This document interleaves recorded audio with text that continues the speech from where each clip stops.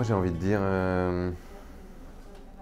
c'est un peu ce que je disais à la fin du débat là, de ce soir, c'est que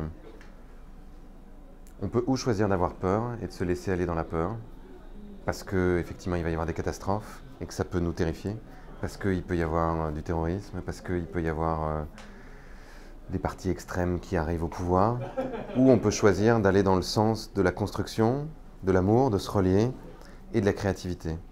Et pour moi, s'il y avait un message à passer à l'humanité, c'est si chacun d'entre nous pouvait trouver la chose pour laquelle il est le plus doué, pour laquelle il a le plus de talent, la chose pour laquelle il a envie de se lever chaque matin, et qu'il pouvait le faire, ça nous permettrait de faire exactement ce qui se passe dans la nature, c'est-à-dire que chaque chose est à sa juste place.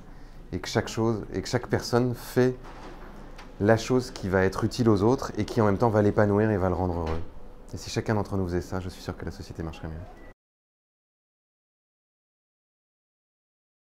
Moi, quand j'étais adolescent, je me suis toujours promis que je ne ferais plus jamais quelque chose qui me rend malheureux ou qui va à l'encontre de mes valeurs. Donc j'ai fait plein de trucs différents. J'ai organisé des congrès israélo-palestiniens, j'ai organisé des congrès d'imams et de rabbins pour la paix. J'ai été comédien, j'ai été éditeur, j'ai créé une ONG avec Pierre Rabhi. Et jusqu'à faire un burn-out en 2012, parce que je faisais trop de choses. J'étais dans une espèce de boulimie de vouloir absolument agir. Et à un moment, j'ai pu recontacter le fait que j'avais à la fois besoin d'être utile, mais que j'avais besoin de créer.